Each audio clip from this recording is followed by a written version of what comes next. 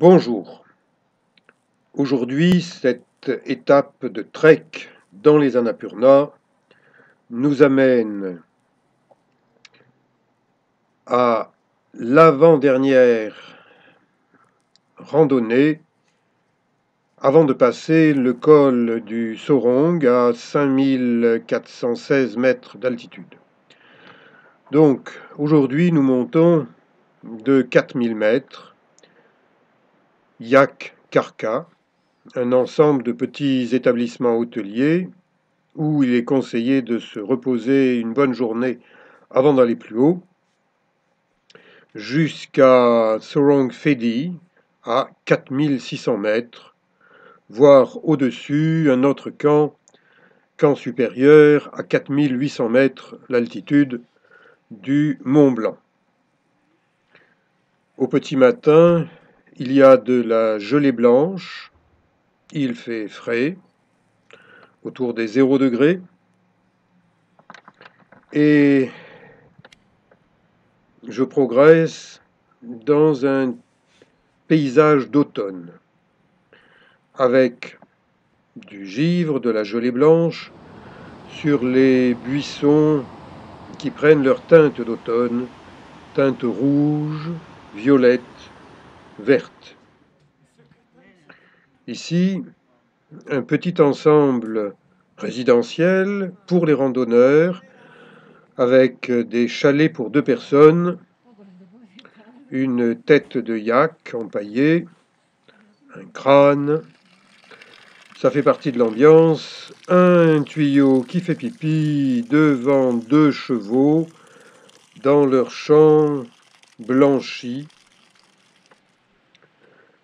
Des crânes de yak posés les uns sur les autres, surmontés par un mât avec les chevaux du vent, ces drapeaux de prière tibétaine.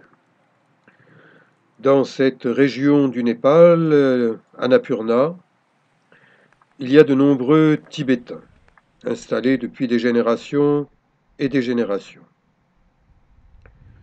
Le sentier est bien tracé, bien entretenu. On ne risque pas de se tromper, mais là, il y a le choix entre un qui monte, un qui descend. Nous traversons le torrent sur un beau pont métallique, tout neuf, sécurisant. Ça bouge un peu. Le bruit du vent, le bruit du torrent, descendant des sommets enneigés, glacés, vers lesquels nous nous dirigeons d'un pas de sénateur un peu fatigué sur les bords et qui ne se presse pas. Et c'est exactement ce qu'il faut faire.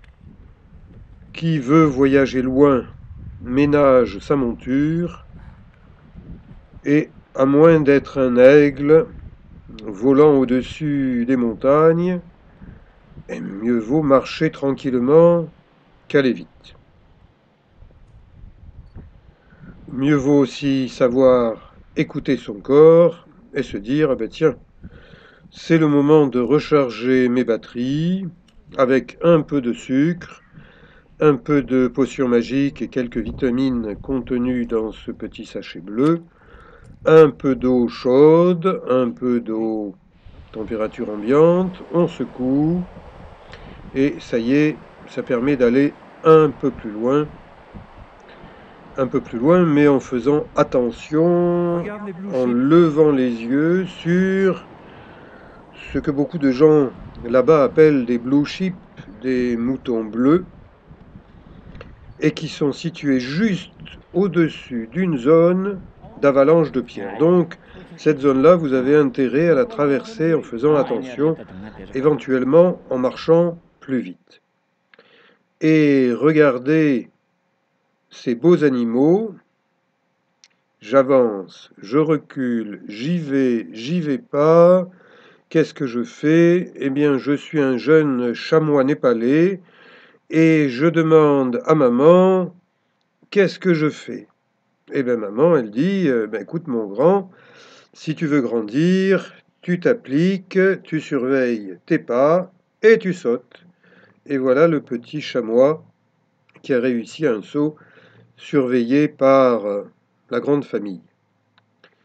Dans cette zone des Annapurna, la chasse est interdite.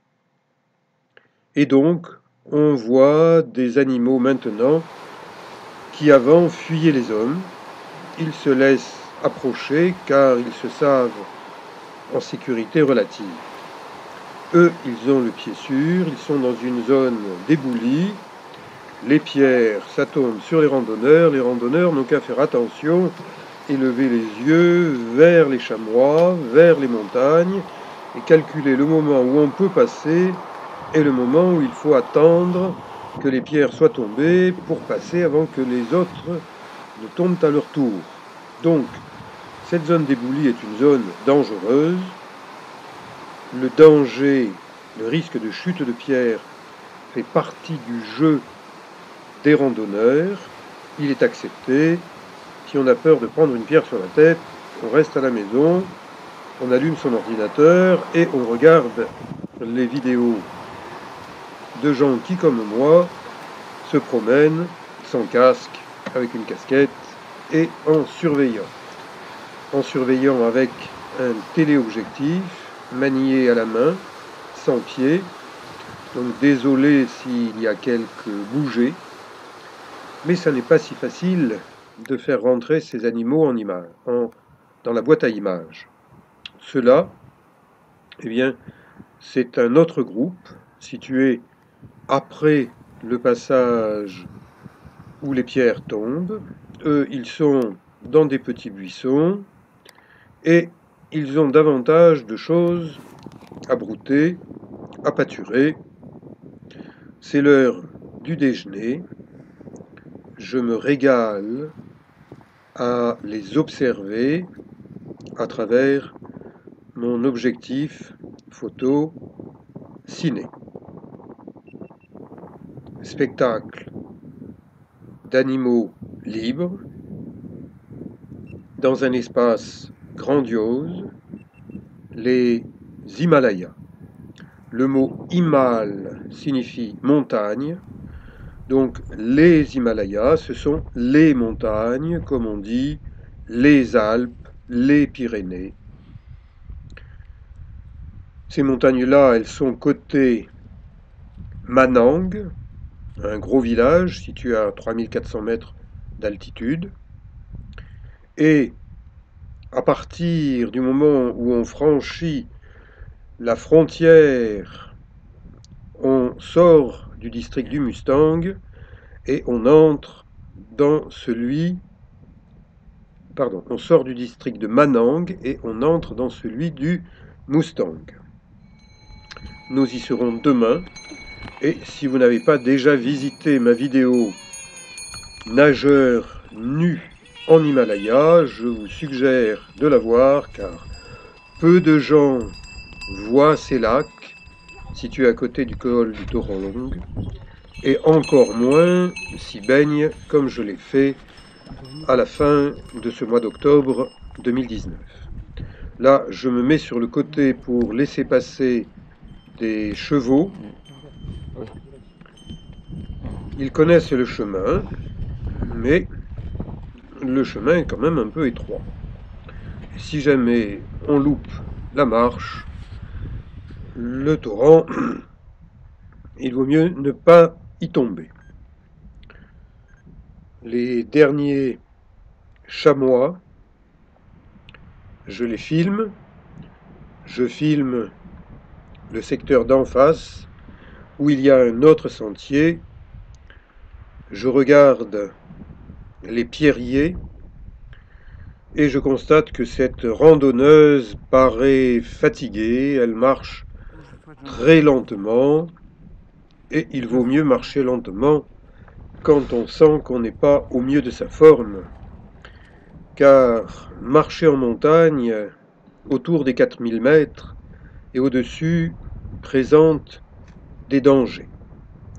Et lorsqu'on arrive à cet ensemble hôtelier, un grand panneau parle de Acute Mountain Sickness, le mal des montagnes qui touche de nombreux randonneurs marchant trop vite. Il décrit les symptômes. Si vous ne vous sentez pas bien, si vous avez mal à la tête, si vous avez perdu l'appétit, si vous avez mal dormi, eh bien vous êtes victime du mal des montagnes. Ce peut être un mal léger. Arrêtez-vous 24 heures, reposez-vous, respirez, faites des exercices d'assouplissement, d'étirement. C'est le conseil que je vous donne en tant que randonneur depuis longtemps dans les Annapurna. Si ça ne passe pas, eh bien descendez, faites-vous accompagner en descendant, car le mal des montagnes peut aussi faire des dégâts quand on descend. Il tue quelques personnes et j'ai déjà vu des gens mourir en montagne du mal des montagnes. Les mules bâtées, chargées, elles sont du coin, elles ne craignent pas le mal des montagnes, et quelquefois elles rentrent là où elles ne devraient pas. Non, non, ça n'est pas là qu'elles doivent déposer leur fardeau.